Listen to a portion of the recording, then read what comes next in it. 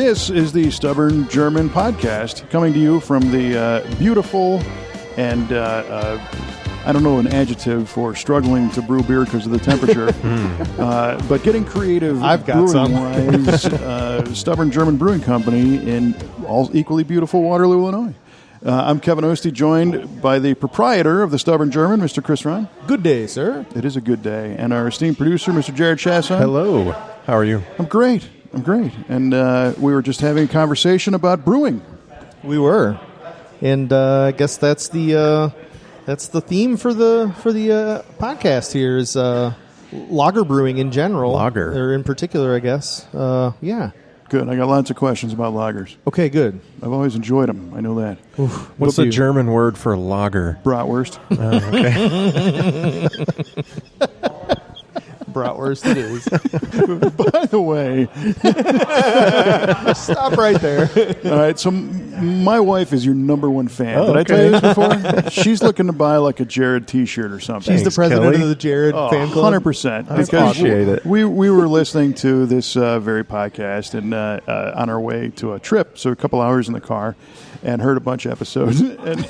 and like every time Jared comes out with this little zinger every once in a while, Kelly loses it. She's like, that guy's so funny. He just sits back and waits for that perfect opportunity to let What's one rip. the German word for bratwurst? See, I feel like this guy's such an idiot. No. That's why she... No, not at all. Not at all. So you bring more than you might good. realize to Well, this thanks, little party. Kelly. Yeah, for sure. And here's another opportunity. So Yes. what's the German word of the day? The German word of the day for today is Vogel. Vogel. Vogel. Vogel. Vogel. My mind goes one place. Coach Vogel. Or Yeah, I know. Der Vogel. Der Vogel. And All it's right. V-O-G-E-L? Let's see. It is. It is. So I win. Vogel. This wasn't how to spell the German word of the day? It was not. I'm Jared, going to you're say up. wagon. Wagon. Ooh, wagon. A beer wagon, to good be more beer. specific. Wouldn't that be a beer Vogel? Dang it, Chris. Okay. Vogel. All right. Wagon. Vogel. I don't think it's a wagon, but I don't know what it is. A Vogel. I'm going to say it's a microscope, of course. A microscope, of course. Sounds like Right. it. Yeah. I mean, So it would be the opposite of like most German words. They have like it's an English like one syllable word, and they turn it into like 19 syllables. Yes. And this would be the other way. Microscope in English is now just Vogel. well, if you Vogel. think about it, the word microscope should really be very short. It should be tiny. Should be tiny. Should Right? be microscopic. Yeah. Yeah. Mel Brooks once he had a whole God. thing on words that were things that were not named properly, right? So he said bed. The word bed. Bed is a hard word. Bed. It should be It's true. or staircase. Staircase should be a tickle-de-bump-de-boom. Right. You can find these and many more on the Mel Brooks classic with Carl Reiner, the 2,000-year-old man from 1959 on Amazon.com. Oh my God. So anyway, I have no idea what that was, but we'll find out later. Right. True. We will. The end of the episode. So Hang with us. we came here for the lager, and now we want to know what it is. Okay. Well, I'll tell you what it is. Right now. You want to start at the beginning, or should we start in the middle and go back? You want to? Well, is this before Vogel or after Vogel I lager? shall give you the brewing history of lager beer. Go for it. In Germany. Okay, hold on. Let's. I will give my layman perspective. Oh, so yeah, good idea. From Good idea. The way What do I you think think of it beer, first of all, lager is a term I've been hearing as a kid Sure. from all these local domestic beers, Right. like, Budweiser Yep, and Miller yep, and all that. uh-huh. You always hear American the term lager, yeah. Right. But I think of two kinds of beers, lagers and ales, Yeah. and that's about all I know. Okay. All right. Lager and ale, and I think I prefer lagers, but I'm not even sure why. Okay. Good. All right. I can shed some light on that here. in a Okay. minute. So there's a couple lagers that I really appreciated that you can buy at your local grocery store that are not your products, but still things that I enjoyed. That's okay. And they were both Sam Adams products. Yeah. So Sam Adams Boston Lager. Yep. And I tell you what, I steered clear of that for many, many years because I just didn't think Boston. I was thinking, seafood. Right, yeah. And I'm thinking, hopefully there's no seafood in my beer can. It tastes like chowder. crabs and. But I tell you what, Boston lager from Sam is good stuff. Yeah. It's got a good flavor. It's pretty. Absolutely. The flavor palette is pretty wide, I will say. It's not sharp. It's fulfilling. It's a good beer. Yeah, it is. And then their winter lager is one I like too. Okay. Sam as Yeah. well.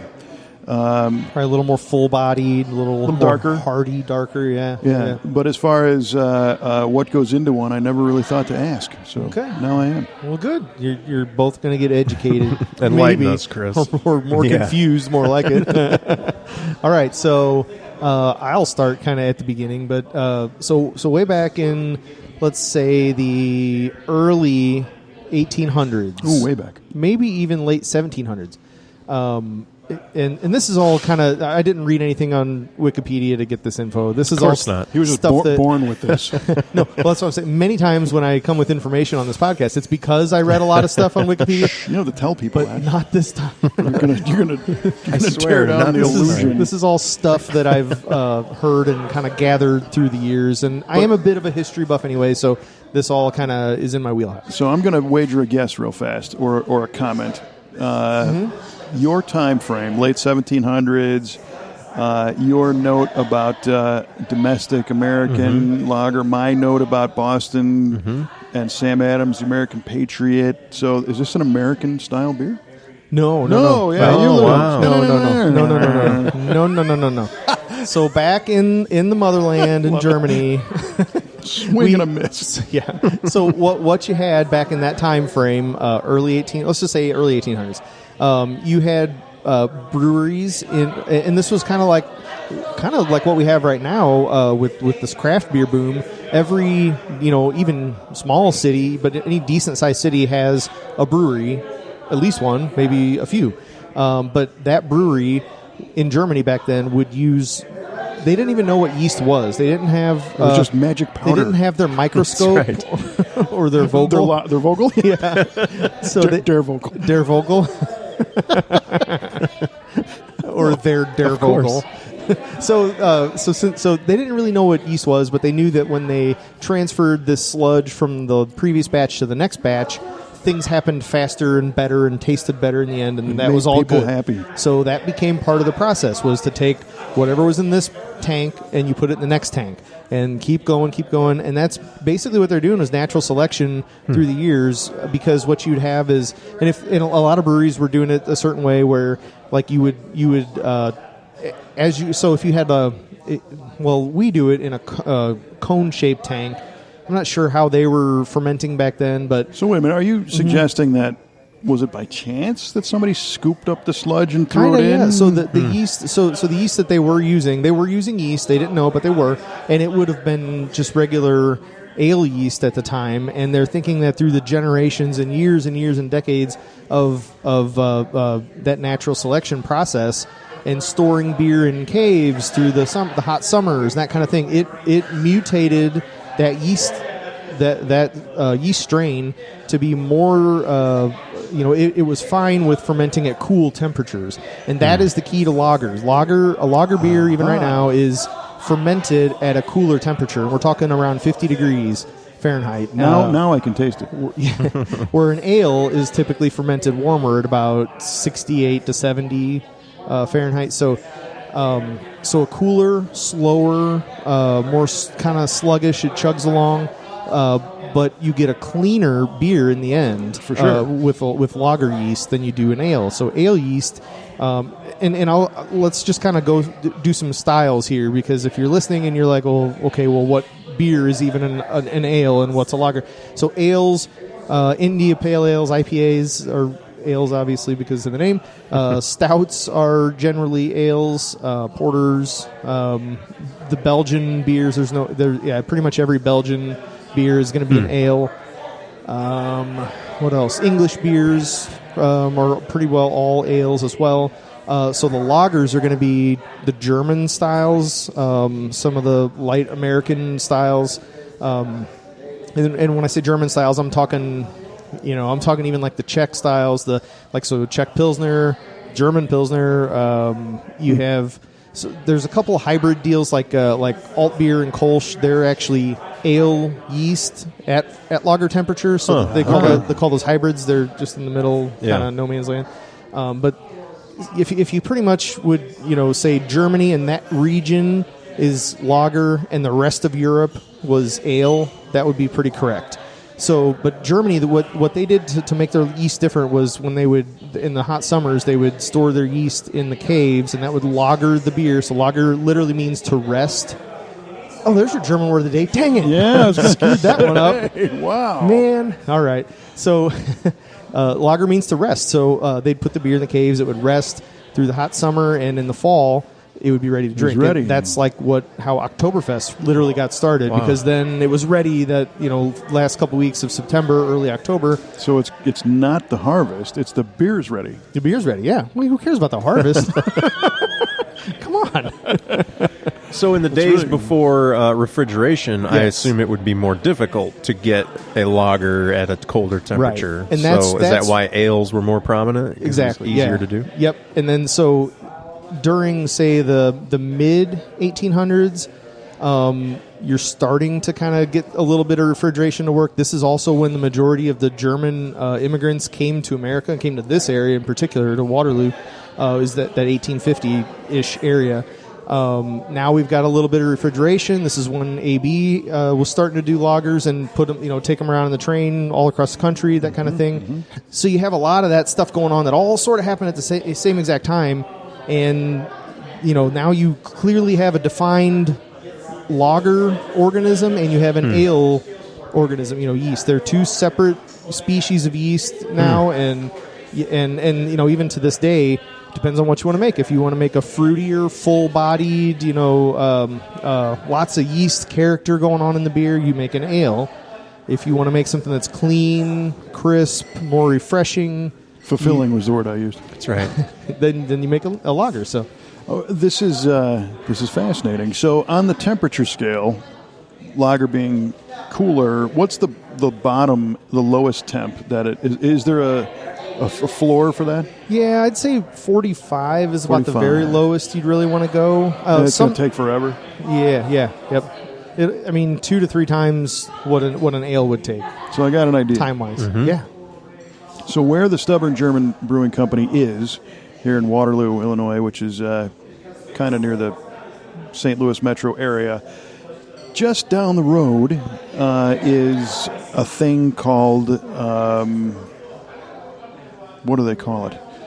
There's the bluff that has caves in it. Sure. And they have cold, dry storage inside there. The old quarry caves? The quarry cave. Rock City, what's it called? Rock City. Rock City. Is it Rock City? Yeah, I believe so. I was going to say, because Rock City is also in Tennessee. There's like an amusement park. But anyway, and this time of year, we're recording this in the summertime. You, if you're a motorcycle rider or you have a convertible, you drive down Bluff Road, and on the side of the bluff, there's these openings that access the caves inside or the caverns, and it's cool cold. Air comes blowing out of there. It's natural air conditioning. Yep. And I think that's like 48 to 52 or something right around there. Yeah, probably. And I think that's kind of centered around the town of Valmeyer, Illinois. So it sounds like you're saying we need a Rock City lager. Oh, how about snap. Who brought some to the table for the first time? That's right. Rock City lager, here we come. And, dude, you could actually leave some there. You could have it happen there. You don't have to have all of it happen there. Yeah, we could store it there. Do an authentic lagering. That's funny you say I that. like it. In the hole? Yeah, we actually, so Stumpy's was actually leasing one of the slots at Rock City, and for his dry storage, for empty glassware and stuff. You get a better deal if you buy stuff in giant quantities, so he'd store it there and rented some space. Well, I needed a place to store a couple pallets of empty cans, so I had some of our cans there as well, but now they got moved to a different place. He's got another spot now, but... so I actually could have done that, not too difficultly. Well, now I got to figure out how to get back and do that. Yeah, because that dry storage is interesting, because I know they've put, there's food in there, there's ice cream and dairy stuff, and the government's got records down there. Right. UFOs. There's UFOs. There's aliens. Right. It's a whole thing. I hope they're not too thirsty. And pretty soon there'll be beer in there. That's right. All right, Rock Island Lager coming Rock at City. you. Rock City, Rock Island. Yeah. That probably is a beer. Yeah. Well, I mean, Rock City might be, but I mean, Yeah. what's Rock City in German? I don't know. I mean, Cleveland. Stein. yeah. Stein. Stonestein. That's right. So, So- or you could tip a little nod to our friends Valmar. Yeah, Incorporate good. that. All right. Well, Floodplain I'll have to do some lager. research. Don't hold me to this now. I think it's a good idea. To get back to the nerding out on the Yeah, let's keep the nerding out. methods. Yes. So the yeast that you're talking about, I mean, this is a living organism. Yes. And if I said, "Oh, I want to start, making a lager," I could actually get the same strain Yeah. of yeast that you use, Yes. or you might be using the same organism that was from 150 years ago, right? Exactly. Yeah, and that's the way labs sell now. Is they call it. They'll have a certain name for it. Like they'll have like the Swiss Alp Lager blend, and they'll have the what are some other ones? The one they just call German Lager, one they call Bach Lager, so it depends on what that brewery made. But if you do a little research, figure out kind of where that yeast came from, you can figure out which brewery did your natural selection for you, basically, way back when. And that's so we use one strain here that it's the most famous, they say that this strain of yeast has fermented the most beer in the world.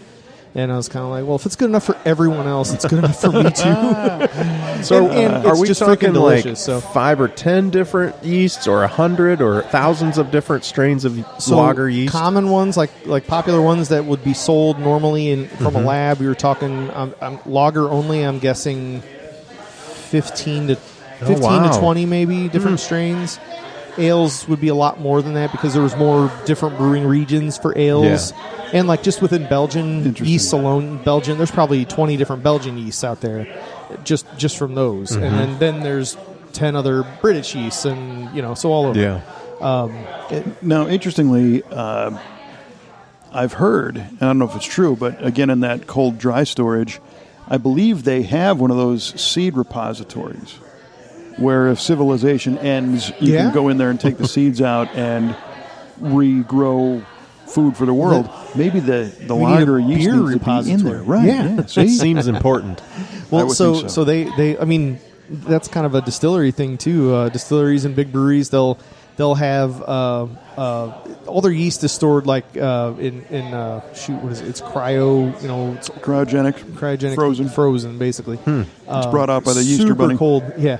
And they'll have different locations throughout the country. So if it hits the fan and wherever, or if a facility burns down, like they've got other places. We're not just dependent on this one spot to hold our yeast. So kind of smart. But Who'd have thought the value of that sludge, the magic sludge? Right? Yeah, they didn't even know what they were doing, and No idea. just keep moving around. So like now, like this is kind of a cool number that you can nerd out on a little bit, but the amount of yeast that you need to make beer. Let's have a guessing game. You would never get it. It's 6. No, I'm going to say it's 6 million. 6 million. Oh, you're close. So it's 1 million cells. This is for ale yeast. This is the common pro brewery accepted figure for ale yeast. It's 1 million cells per degree Plato, so that means how sweet it is or not. So if you're so basically you're going to be quite a few degrees Plato up to say 10 degrees Plato. So 1 million times 10 already. Okay. And then that's per milliliter Wow. of liquid. That's a lot of yeast this is. 1 Seems like milliliter. Yeah, so you're talking, Wow. exponential, just crazy amounts. And then lager, But they're very small. you go another 50% on top of that for a lager yeast because it takes more cells to do that work since it's cooler and more sluggish, and and they all have to be living healthy cells. So if you look at it under a microscope or a Vogel, you can use a hemocytometer Correct. and it's got a grid on it, and you can count the number of cells in that one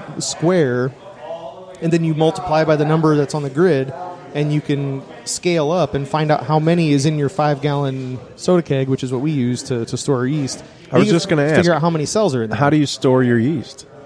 In a old 5-gallon soda keg. Yeah, Really? It's a corny keg, but my dad's a stainless welder, which is a really nice profession to have your dad for sure know if you're into brewing. Wow. And so he basically built me yeast brinks. So a big brewery would buy these brinks, and they're hundreds and hundreds of dollars for one, and you need. I mean, we use 7 or 8 of them here, but we use a lot of different yeast strains too. So, what's the volume of yeast? For one of our tanks, where we put about 120 gallons of wort in, we throw about 3 to 4 gallons of really thick yeast slurry. So it's like it almost looks like a DQ soft serve coming out of the machine. Like that's the consistency of it. It's thick stuff. Nice. So 3 to 4 gallons of that, and that's really over pitching at that point. But you're growing it, right? I mean, it's replicating. So you you use some for your brewing process, and then you keep a little bit left, and then it grows and becomes 5 gallons. Again, and that's one thing that we do that a lot of, most breweries our size do not do. We propagate our own yeast. So I've got a lab in the basement, and we've got a fridge there that's got all of our yeasts on a slant. And the slant is, 4 inches long and maybe, ½ inch in diameter. And it's got auger in it. Auger is just basically sugar, like Jell-O sugar almost, but like for a lab, not actual Jell-O. And you streak the yeast onto that; it'll grow. Jell-O shots, Kevin. I hear that. Yeah, there you go. And then live ones.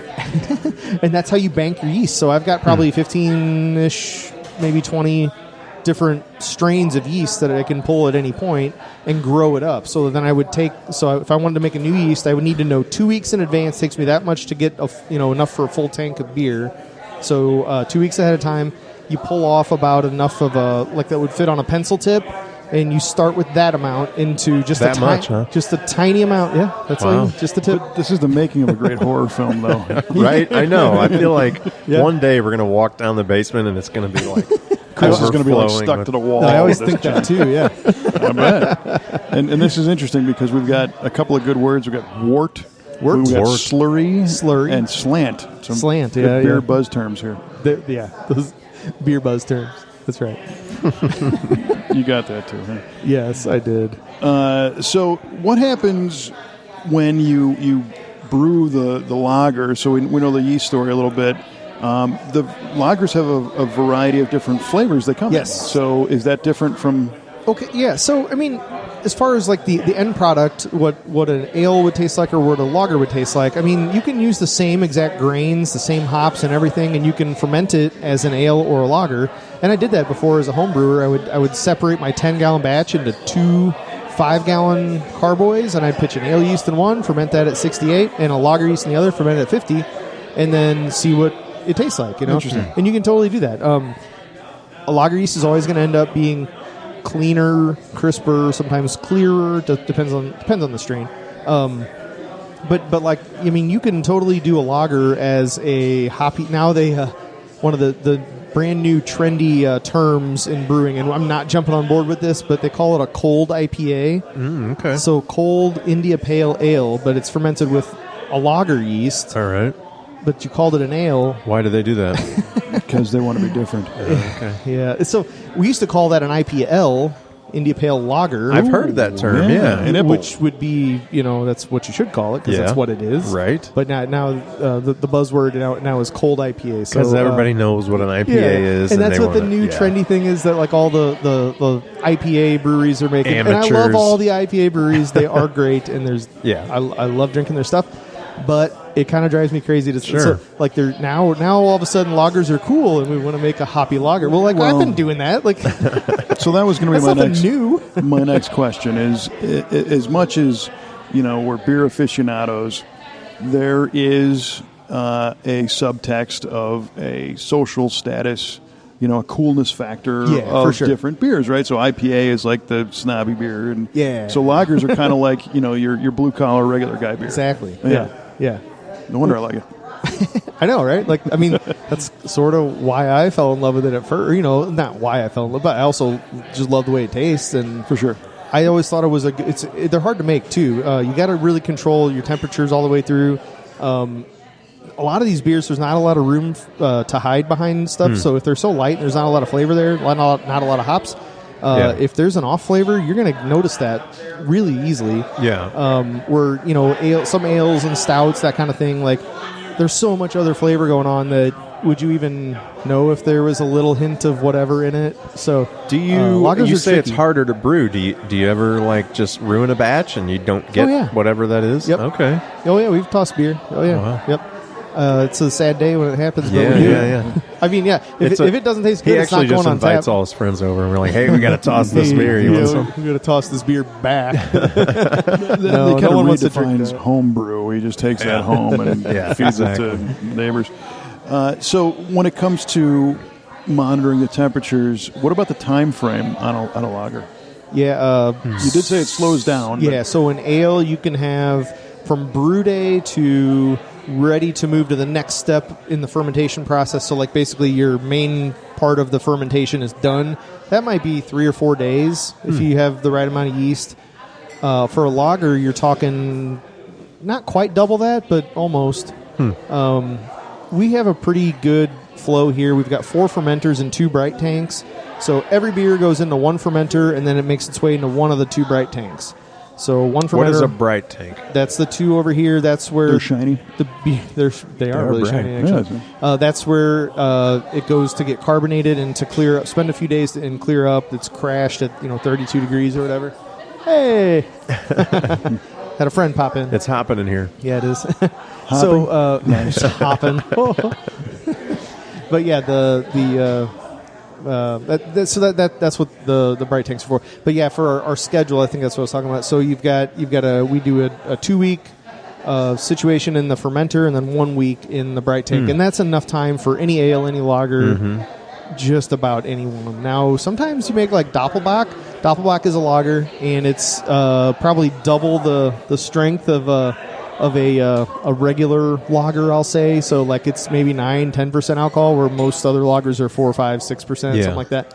And you got to add a lot more yeast, and it takes a lot more time to do. So you might need 3 weeks, even 4 weeks in the fermenter, and then still a week in the bright tank. So now I think, like for me, and I'm sure a lot of other people, because of that sort of domestic lager, the big brands that we've heard forever are all very light, golden beers.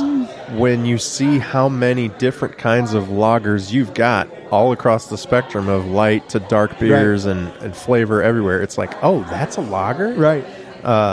You set this cerveza down in front of me, and it was like, wait a minute, is that a lager? It's pretty dark. It's a lager. Yeah, it's got some color. Well, I got shits and giggles, and it's dark. That's a brown, chocolatey looking beer. And we're doing this on the best possible. It's never like this in here, but every single tank of beer in here right now has a lager in it. Oh wow, which is kind of crazy. But so on the end we have Stub Light, which is an extremely light. That's basically our American lager clone type situation. You don't do all that often, right? No, not no. We haven't done it in a little while, so it's back. It's a good time back. Good time of year for it. Right. Yes, and it's hot outside. Then we got Pilsner, Peterstown Pilsner, so that's a lager as well. We've got Kentucky Lager, which was... So I wondered, what's the story behind that? I saw that on your Facebook post. That's made from Florida. Exactly. It's made in Florida. It's deceiving. We called it Kentucky. Why not? So that is the winning beer from BBQ. Except, it's the winning brewer from BBQ, because the beer that won was not a beer; it was a cider. Oh, that's right. Yeah. Pear cider is what won. And you weren't going to do a cider. No, I would. Legally, you can't. Yeah, I can't. I would, because it was delicious. I would totally do that cider. But we can't. We got to have the law got involved. You have to have a wine license for that. Yeah. So So we did. We kind of just got with him and said, okay, well, what else do you want to make? And he said he's done this Kentucky lager where he basically made a German lager, aged it in a bourbon barrel for about 2-3 months, and it's only 4.5% alcohol. We're not talking a big 12% stout or something. Dynamite. Well, we're gonna find out. So now I saw on the logo it had a little 2. Does that mean it was double aged or something, or double barrel? Yeah, that's there. It's Rick and Rand, and so they're like the brewing team or whatever. Gotcha. So it's R squared. I see. So that's what that R is. I like it. I saw logo. the squared. Yep. Yeah. So I'm looking forward to that one. Yeah, I've had that'll be a while. But. Yeah. a commercially available bourbon barrel ale before, but I don't know if I've had a bourbon barrel lager. Right, they're fewer and further between. For sure, yeah. And mainly because those bourbon barrel stout. I just said stouts, but like they're usually stouts because the stout can hold up to all that whiskey flavor a lot easier than like a light lager. I've always had this thought and this idea, and people have asked me, like, well, why don't you just do a German lager and put it in a bourbon barrel? Wouldn't that be the best of both of your worlds, bourbon and German beer? And I'm like, yeah, but I just don't see that going together. And when he mentioned doing this, he's like, I did it. We did a full batch. I homebrewed my butt off, made 10 batches or whatever, put all 5-gallon batches into a 53-gallon barrel and let it age for 2 months. And it's called a German. It worked. German.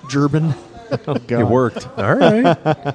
So I'm excited to try it. Now, that's not the one he won with, but you've tried Correct. it? Yeah, and he didn't have it here at BBQ, but I didn't even try it. Oh, he okay. Just, So you don't know what it's like. Yeah, and so what we're doing is I'm keeping my options open here. When I make a full batch of beer, that'll fill 2 bourbon barrels. So we're only going to put half of it into 1 bourbon barrel. Okay. And then we're going to see what... Yeah. We may do some blending at the end of the barreled and unbarreled version. We'll see what small batch. Yeah. And he thought that was he thought that would be a fun idea too to kind of get back together and you know try them and try them on their own.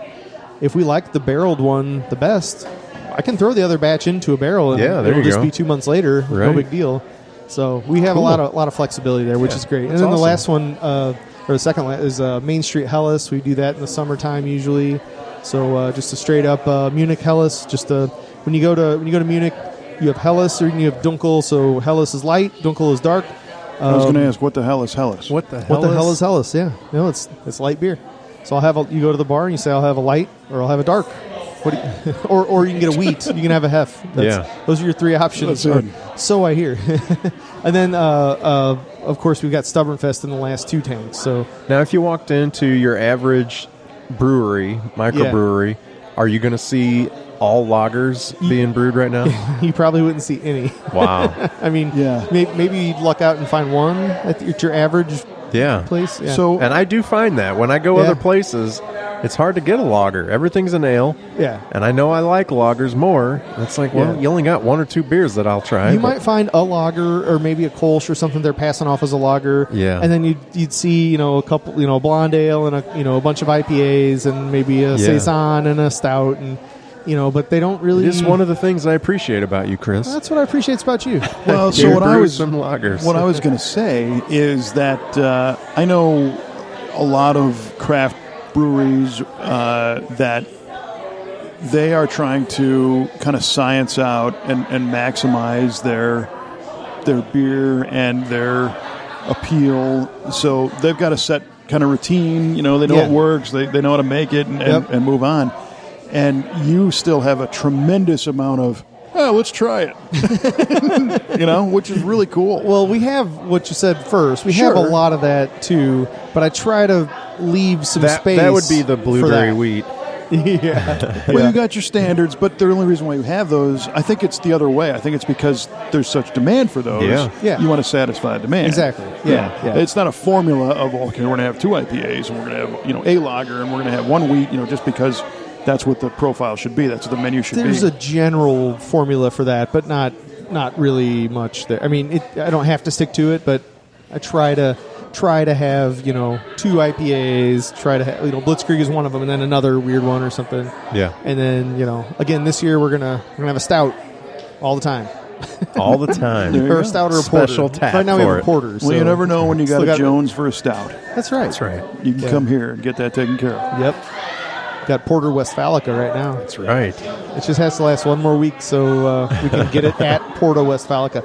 I'm the idiot that, it's named after Porta Westfalica, but I couldn't resist the easy pun there for Porter Westfalica. For sure. Yeah. So, is it going to last, you think? I think it will, but not by much, but it's going to. So we're going to finally have, because I always miss it. I don't even know. When is it? Is it's coming up, right? It's next week. Next week, Tuesday. Yep. Yeah, a week from now. Yeah, a week from today. Wow. Yep. Okay. Yep. It's going to be a good one. That'll be fun. Yep. Dust off your lederhosen. So for those who are unfamiliar listening in, can we say where they listen? Yeah. In Slovenia? Did we get in trouble for that one? No, we didn't get in trouble for that. I don't think. Did we get in trouble for that? I don't know. Slovenia is just a hop, skip, and a jump away from Porta Westfalica, Germany, which is the sister city of Waterloo, Illinois. So, of course, we have the Porta Westfalica festival, picnic, whatever, parade, and we celebrate everything that we know to be Porta Westfalican, which is beer and bratwurst, and music, and a parade, and that's it. Rides, and a darn good time on a Tuesday, for sure. And that's where you named that Porter Westfalica after. So exactly, low-hanging fruit, but a good name. Very low-hanging fruit, but I'm a sucker for those. Hey, if they work, they work. That's right. So is there a lager flavor that you can't do? Lager flavor that I can't do. Can you do a blueberry wheat lager? I mean, is there something that just like you could? Yeah, I could. Chemically won't work. Not really. I mean, so like we've done. I was thinking like the weirdest ones. Rausch beer is a smoked beer, German smoked beer. It's basically an Oktoberfest. But a portion of that malt is taken out, and then smoked malt that's literally smoked over a screen on a fire, beechwood fire, and that's Rauch beer. And doesn't that sound good? It does sound good. It's great in the fall, man. It's the best. Yeah. So that's a lager that we have done and we'll do again. You can do that this year? I don't know if we'll do it this year. We're doing Polish champagne right now. So depending on if that sells really fast, we might spin that right into some Rauch beer for the fall later. But a lot of times it's just like one smoked beer per year, and sometimes even because it's a total love it or hate it style. Sure. And when you have those, sometimes they just don't sell as quickly as other ones. So. All right, so two questions, and I'm going to put my two fingers in the air so I don't forget the second one. The Polish champagne. Yes. Not a lager, unfortunately. Correct. Yeah. But we can talk about it still. Right. Now, again, I grew up in the Chicago area where there is a giant Polish community. That's what I heard up there. This is true. And the tagline is always, next to Warsaw, it's Chicago. For real. Wow. Okay. No way. Yeah, that's what they say. That's awesome. Polish Champagne had a meeting up there. Yeah. Oh, so it might not be what I'm calling it. Did you misname your beer? Well, I'm just curious to know about. Maybe I don't want to know what this means. I'm just curious to know where the motivation was to name yours. The name actually came from a guy named Mike Germany, of all things. But his middle name is Poland. Yeah, Mike Poland Germany. He's a home brewer, and he won a competition a long time ago. I think it was the Columbia Trails bottle competition, and the prize was to scale it up here. And so it was his recipe, and he actually brewed this batch with us too. So every time we make it out, we always invite whoever's recipe it was to come back, and it's kind of fun actually doing it like the second and third time they know what to expect. And but anyway, he came back and we made that a few weeks back. And so it's called Polish Champagne because it is a Polish beer. It's a Piwo Grodzickie. And I'm sorry, once again? Piwo for beer. Grodzickie, and that means champagne. Grodzickie. I don't know. I remember all the old style signs that used to say Zimny Piwo, which was cold beer. There you go. What was the Zimny? Zimne with a thing over it. Zimny. In English, it would be Zimny. Gotcha. Piwo. Right. In Polish, it's Zimny Piwo. Cool. And that means cold beer. Cold beer. That's awesome. See? So brought another thing to the table. Right? I like it. So this beer was it's traditionally very, very highly carbonated, and it's very light. It's like 3.5 to 4% alcohol. So a little bit of the really, bubbly. really spritzy. It's almost like seltzer-like. Not even close to what you guys think is a seltzer, but I would consider it pretty seltzer-like. But yeah, so that's why they call it champagne, is because of the. Gotcha. So, yeah, makes perfect sense. Yeah. So now, what is Polish champagne up in Chicago? I knew you were going to ask that. I don't know if I want to know this. You're going to ruin Can you say it on a podcast? Perfectly good beer name. I think it's Miller Lite. Oh, good. Okay. All right. Okay. That's my guess. Okay. What was number 2? Number 2 is, do you calendar out? And how far do you calendar out a style of beer? So do you know what you're going to be debuting next February? Next February? Okay, so two answers to that, and I'll put my fingers up. So one is, there's certain beers that we make sure we have at certain times of the year. We have Stubborn Fest for sure. Yep. That's year round, but then a ton of it during, fall. Irish Red is always during St. Patrick's Day. We always do Tidy Whitey in the summer, Helles in the summer. There's certain summer beers, certain fall beers. Arbor Day, Pumpkin beer, obviously, is got to be whenever it is. But to answer your question more specifically, I have a calendar over there that's got 2 months worth of brew dates on it. So that's the day each week that we're brewing that time, and it's got everything factored in when we're actually available to make the beer and when we'll have tank space and all that. So it's styled into the 2 month. And then after that, I've got the next 2 months of basically just a list of, as I think of it, we should make that for, So I'm always thinking 4 months ahead. For sure. And from what I hear about grain availability coming up, they've had, last year was a drought. This year is looking a little iffy in out west. Yeah, and supply chain, driving gas prices, all that. Well, and grain is made from baby formula, so it's challenging right now. It is tough. Gosh. Yeah, that's the holdup.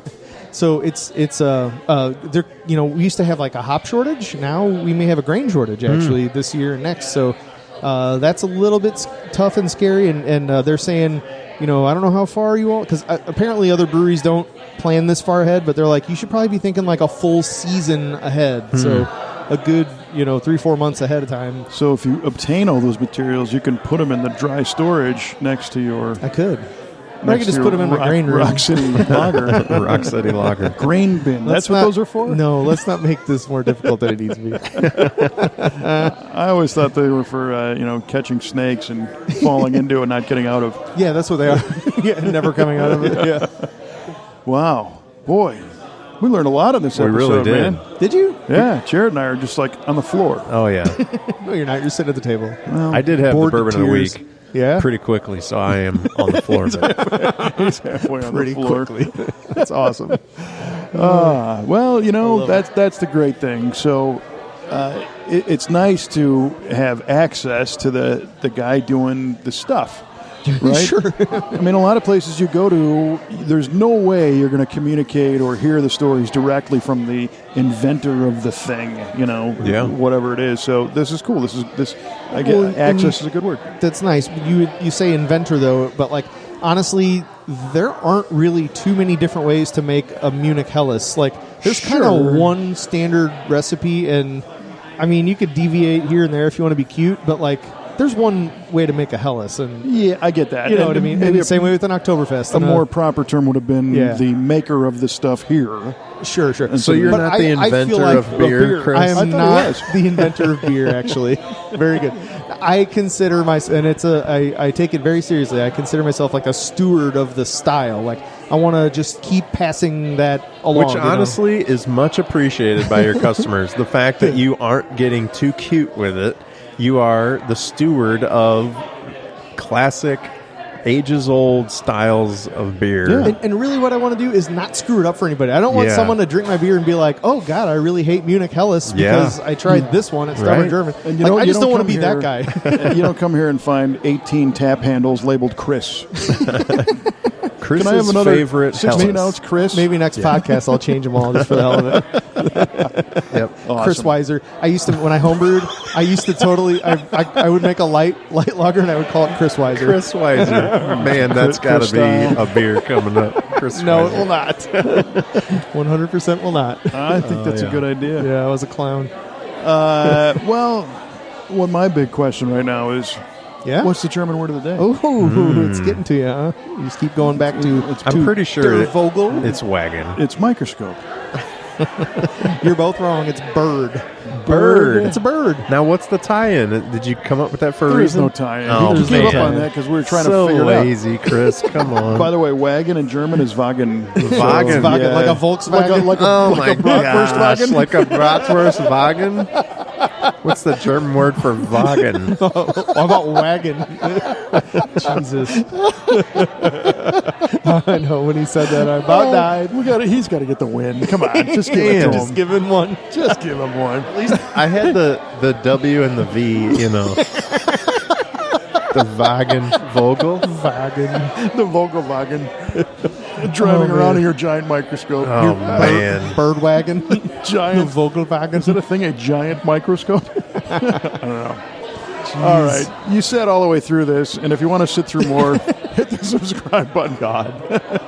But this one redeemed itself with a lot of education on the lager stuff. So I appreciate that. Thanks for sharing. You're welcome. Thanks for suffering through. No, it was good stuff. We'll get back to the fart jokes on the next episode. Our next episode won't be the ale episode. Maybe. I don't know. It could be. We shall see. I honestly, when Chris first said, I'm thinking about an episode about lagers, I was excited. I was like, no, man, yes. I was like, I love lagers. I want to hear all about it. 100% on board. That's why I made the joke, like, next we're going to do one on brewing water, which, I mean, I've always wanted to know how you brew water. You don't brew the water, but the water you brew with is pretty damn important. All right, that's next one. Somebody's brewing water somewhere, Chris. I'm just saying. Trying to make ice. All right, ladies and gentlemen, thank you so much for tuning in to yet another riveting episode of the Stubborn German Podcast. I'm Kevin Ostie for Mr. Chris Ron and Jared Chasson, and we say Prost. Prost.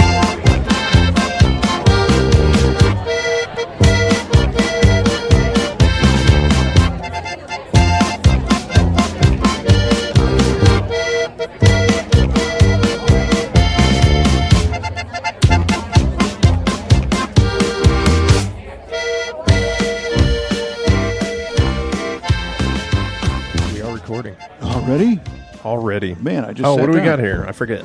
Oh, that is a cerveza. That's a beer. Okay. Cerveza. Good. I was good looking deal. at Thank everything, you, and I'm like, oh, yeah, we're out of Stubbornfest right now. Are you? What other lagers do I even have? You better get on that. I said Old Ledger, but this will do. There's only 107 days left before Stubbornfest. Oh, man. Dude, did you say you are out, Stubbornfest? Yeah. Better get your shits and giggles and gear. We had as hot as it is right now, we made a big batch of Stubbornfest for the outside tank, and the glycol chiller can't even keep up with that at all. Yeah, so we're sitting here, we're trying to clear it up. Like when it's all done, the last step is you put some biofine in there, you try to clear up the beer, and it's just not go. It has to be ice cold, to make that work. And I'm like, I don't know what to. So it ain't kicking. We delayed our brew day this week, and we put them inside here. So they're in. It's both those tanks have the Stubbornfest that was outside. So they're. One's rocking 49 degrees right now, so we're getting to 32. Okay. You've been listening to Beer Talk on the Stubborn German Podcast. And speaking of which...